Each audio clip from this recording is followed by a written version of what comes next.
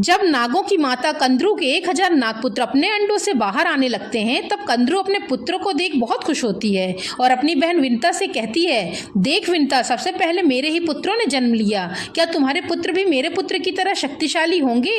और मेरे पुत्र तो स्वयं ही अपने अंडों से बाहर आ गए, किंतु तुम्हारे पुत्रों को तो पता नहीं कि उनमें सामर्थ्य है भी या नहीं। कहीं ये सड़ तो नहीं गए? इतना कह कंदरू वहां से चली जाती है। तब विनीता को अपने पुत्रों की चिंता सताने लगती है कि कहीं मेरे पुत्र जीवित हैं भी या नहीं, और कहने लगती है कि अब मुझे ही पता करना होगा कि अंडों के अंदर मेरी संतान है भी या नहीं। और बहुत विचार करने के बाद विनीता कंदरू की बातों में आकर उन अंडों में से एक अंडे को फोड़ देती है। तब उस अंडे के फूटते ही उसमें से एक अविकसित शरीर वाले पुत्र का प्राकट्य होता है, जिसका शरीर पूरी तरह से विकसित ही नहीं हुआ था और नीचे का तो बिल्कुल भी नहीं हुआ था। तब वह अपने अविकसित शरीर को देख बहुत ही ज्यादा क्रोधित होकर कहता है, आपने यह क्या कर दिया माता? आपने तो मुझे पूरी तरह से विकसित होने का समय ही नहीं दिया और अपना धैर्य खोकर बहुत बड़ी भूल कर दी, और मुझ निर्दोष को इस भूल का जीवन दंड भोगना पड़ेगा।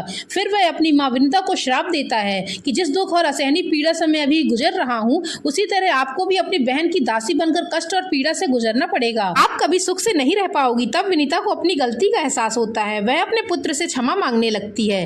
तब वह कहता है, माँ, आपके एक पुत्र ने आपको श्राप दिया है, तो वहीं आपके दूसरे पुत्र आपको श्राप के बंधन से मुक्त कराएगा। और आगे जानने के लिए कमेंट में पार्ट 2 जरूर लिखें।